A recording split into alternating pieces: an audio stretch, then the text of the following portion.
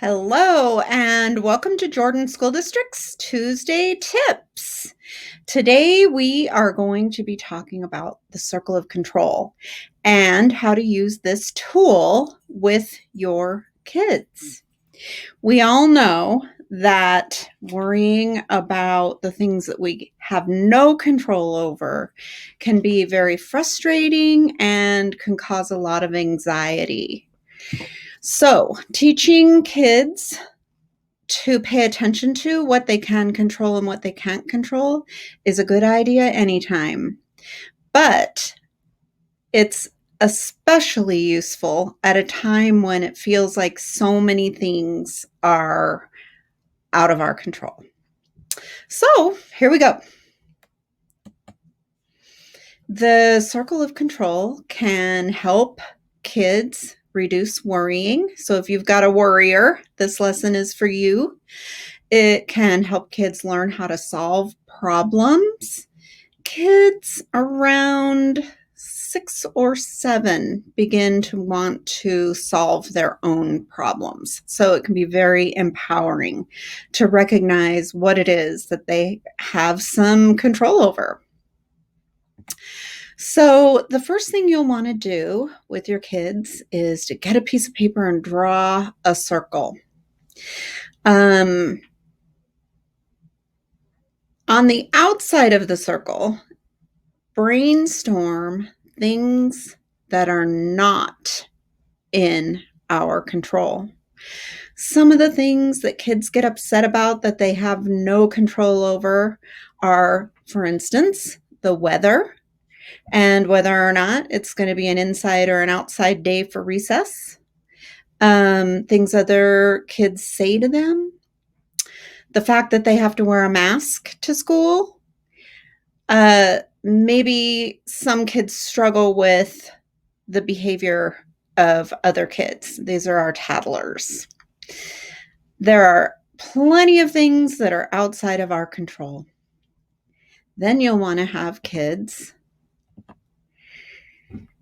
brainstorm some things that are inside of the circle, some things that they can control, because these are the things that it's most helpful to spend your energy on and to focus on and think about. Maybe they have no control over the weather, but you can always choose to dress for the weather. Maybe you have no control over what time school starts, but you are in charge of your own self and you have some control over whether you get to school and your classes on time. Maybe you have no control over what the school rules are, but you have control over yourself and your decision to follow the rules. A lot of kids struggle with whether someone else wants to play with them, or if they do have a buddy to play with, sometimes they have a hard time sharing or deciding on a game together. It's really frustrating for some kids to find out that their friend doesn't like to do the same thing that they like to do. So this is an opportunity to teach that your preferences are yours and it's something in your control, but you have no control over what someone else wants and likes and what their favorite flavor of ice cream is. So it's an opportunity to teach them skills as well as a way to think about their frustrations.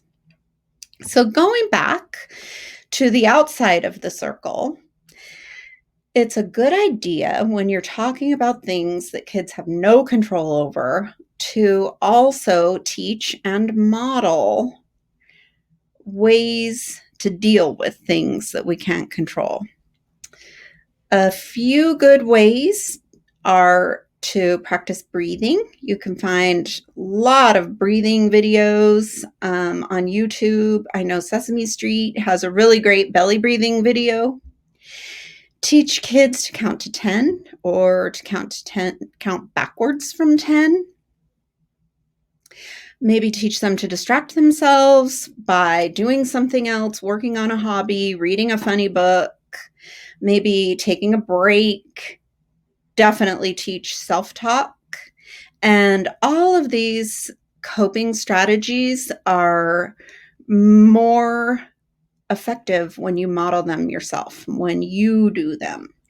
So when kids come to you, or you can tell they're frustrated or anxious about things that are not in their control, you can show them ways to cope with that. This is just another example of a circle with some things that you can control and some things that you can't control. When you are using the circle of control, it's very effective if you can draw it, and if you can have the kids draw a couple of circles and then brainstorm together and either draw pictures of what's inside and outside of their circle of control, or just write it out. Once you've taught this lesson, you have a tool for working with your child when you can see some anxiety bubbling up or that your kiddo is frustrated. You want to acknowledge the emotion that you see and show some empathy. So you could say, I can tell you're frustrated, but is this something that's in your circle of control? And if they can recognize that this is not something they can control, then you can teach them to focus on something they can control, or to use one of those strategies like breathing or talking to an adult or some other coping skill. Another thing that is great about using the circle of control is when you catch your kids doing something well or managing something that is in their circle of control, you can say something about that. Like, getting your homework done is totally in your circle of control. I'm really proud of you. And as we've discussed, another thing you definitely want to keep in mind is teaching and modeling how to cope with things that are not in. And teach and model using coping skills. Show that you know how to handle things that you can't control in a healthy way. Don't miss next time when we will be covering Dare Man, which is an awesome skill to teach your kids the appropriate way to get what they want or ask for what they need, some negotiation skills. I'm Sherry Morris. I work with Valerie and Rachel and Annie and McKinley on the health and wellness team. Please reach out if you have any questions or if you have a topic you'd like for us to cover.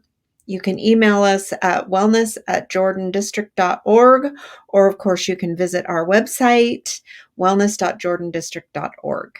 All right. Have a good afternoon. Thank you.